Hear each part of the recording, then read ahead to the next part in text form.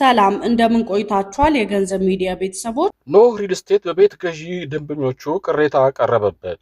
ኖህ ሪል ስቴት በአዲስ አበባ ከተማ በሴቶች አደባባይ ኖህ ቪክቶሪ ሳይት የተገነቡ የመኖሪያ አፓርታማዎችን ለደንበኞቹ አስረክቤያለሁ በሚል በመገናኛ ብዙሃን ያሰራጨው ዜና ሐሰት መሆኑንና ቤቱን ከውል ጊዜው ከ4 ዓመት በላይ ቢያልፍም መረከብ አለመቻላቸውን ቤት ገዢዎች ተናገሩ።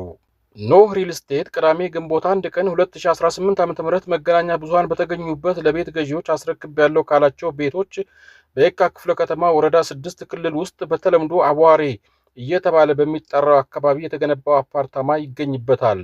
ቤት ገዢዎቹ ለድሬቲዩብ እንደገለጹት ከኖህ ሪል ስቴት የሚጠበቅባቸውን ፈጽመው የመኖሪያ ቤት መግዛታቸውን አስታውሰዋል። ገዢዎቹ በአቤቱታቸው እንደጠቀሱት እኛ አቤቱታ አቅራቢዎች በአዲስ አበባ ከተማ የካ ክፍለ ከተማ ወረዳ 06 ክልል ውስጥ በካርታ ቁጥር የ1699370/09 የቤት ቁጥሩ 394 የቦታ ስፋቱ 1850 ካሬ ሜትር ላይ ከሚገነባው ህንፃ የመኖሪያ አፓርትመንት ቤት በተናጠል በተፈረመው ውሉ በተፈረመ በ36 ወራት ወይም በ3 ዓመት የቤቶቹን ግንባታ አጠናቆ ሊያስረክበን ተዋውለን ነበር። በውላችን መሰረት የሚጠበቅብንን ክፍያ ከፍለን ያጠናቀቅን ቢሆንም በውሉ ከተጠቀሰው የማስረከቢያ ጊዜ ከ4 ዓመት በላይ ሊያስረክበን አልቻለም። ይህ እውነታ ግልጽ ሆኖ እያለ አልሚው ወይም ሻጭ የመኖሪያ አፓርትመንቶችን ግንባታ አጠናቆ ያስመረቀና ለገዙት ደንበኞች ቤቶቹን በማስረከብ ላይ መሆኑን በተለያዩ የመገናኛ ብዙሃን የመንግስት ሚዲያዎችን ጨምሮ በመገናኛ ብዙሃን እየገለጸ መሆኑ ግራ አጋብቶናል ብለዋል። አያይዘውም እኛ ገዢዎች የግንባታ ጊዜው በመራዘሙና በውላችን መሰረት ቤቱን ሊያስረክቡን ባለመቻሉ ለከፍተኛ ወጪ በተለይም ለመኖሪያ ቤት ኪራይና የተለያዩ ወጪዎች እና እንግልት ተዳርገናል ብለዋል። አቤቱታ አቅራቢዎቹ አያይዘውም ከዛሬ ነገ የመኖሪያ አፓርትመንታችንን እንረከባለን ብለን በተስፋ እየጠበቅን ባለበት ወቅት ከ4 ዓመት መዘግየት በኋላ በቀን 03/9/2018 ዓ.ም በደብዳቤ ቁጥር NOH/G09/250/18 በተጻፈ ደብዳቤ ከውላችን ውጭ የገዛነውን ቤት የጋራ መጠቀሚያ ቦታ ጭማሪ ክፍያ መኖሩን በመግለጽ ለዚሁ ተጨማሪ ክፍያ እንድንከፍል ጠይቆናል። በእኛ እምነት መንግስት በአካባቢው በሰራው የኮሪዶር ልማት ምክንያት አካባቢው የተሻለ በመሆኑ ይህንን እንደ ምክንያት መጠቀም የእኛን በድምሩ ከ7 ዓመት በላይ መጠበቅ ከምንም ሳይቆጥር አግባብነት የሌለው ጥቅም ለማግኘት እየሞከረ መሆኑ አሳዝኖናል ካሉ በኋላ ሪል ስቴቱ ያለምንም ተጨማሪ ክፍያና እንግልት ቤታቸውን እንዲያስረክባቸው ጠይቀዋል።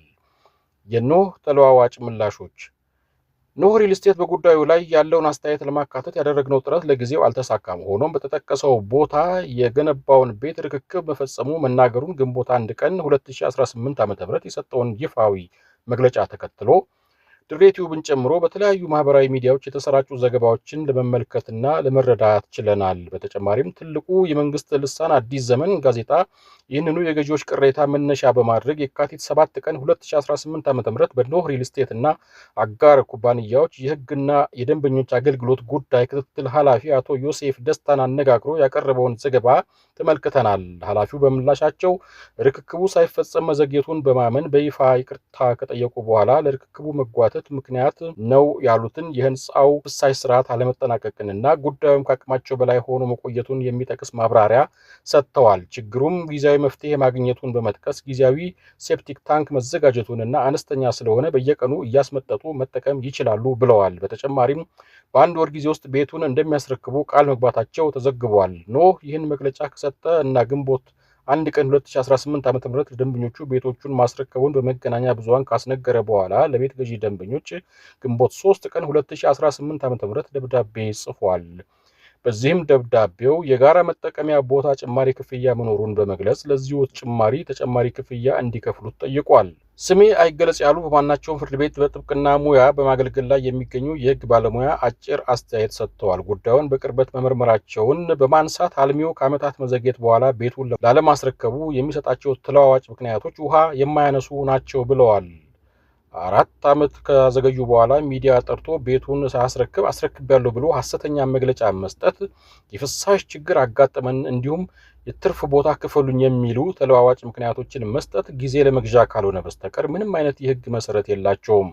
አለመግባባቱ ለአለሚውም መልካም ስምም የሚጠቅም ባለመሆኑ ጉዳዩ ወደ ፍርድ ቤት ሄዶ የሚዲያዎች ዜና ከመሆን በፊት ፈጥኖ ቢያርም ይበጃል በማለት ምክራቸውን ለግሰዋል። ዜናው የድሬ ቲዩብ ነው።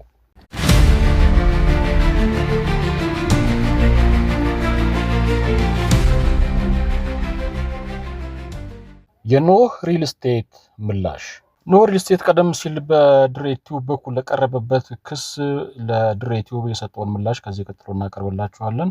ኖህ ሪል ስቴትን አስመልክቶ በማህበራዊ መገናኛ ገጹ ላይ የተለጠፈውን ይመለከታል ይላል። ድርጅታችን ኖህ ሪል ስቴት ኃላፊነቱ የተወሰነ የግል ማህበር በሀገራችን ያለውን የመኖሪያ ቤት ችግር ለመቅረፍ መደበኛ ደረጃን ያሟሉ ቤቶችን በመገንባት ለደንበኞቹ በተመጣጣኝ ዋጋ በማቅረብ ላይ ይገኛል። ባለፉት 13 ፍሬያማ ዓመታት ውስጥ 33 ፕሮጀክቶችን በማከናወን ከ11000 በላይ ቤቶችን በመገንባት ለደንበኞቹ ቤት ብቻ ሳይሆን ዘመናዊ ማህበረሰብና የአኗኗር ዘይቤን ፈጥሯል። በዚህ ዓመትም ወደፊት የምናስመርቃቸውን ሳይጨምር በአስኳል ሳይት እንቁላል ፋብሪካና በቪክትሪ ሳይት ሴቶች አደባባይ ቤቶችን በማስረከብ ሂደት ላይ እንገኛለን። በተጨማሪም መጋቢት 22 ቀን 2018 ዓ.ም ለደንበኞቻችን የካርታ ዝውውር ሂደታቸው ዝግጁ መሆኑ በይፋ የተገለጸ ሲሆን ደንበኞቹ ቀሪ ክፍያቸውን አጠናቀው ቤቶቻቸውን መረከብ እንደሚችሉ ተገልጿል። ሆኖም የእርሶ መገናኛ ብዙሃን የቪክትሪ ፕሮጀክትን በተመለከተ ያወጣው ዘገባ የድርጅታችንን አቋምና ወቅታዊ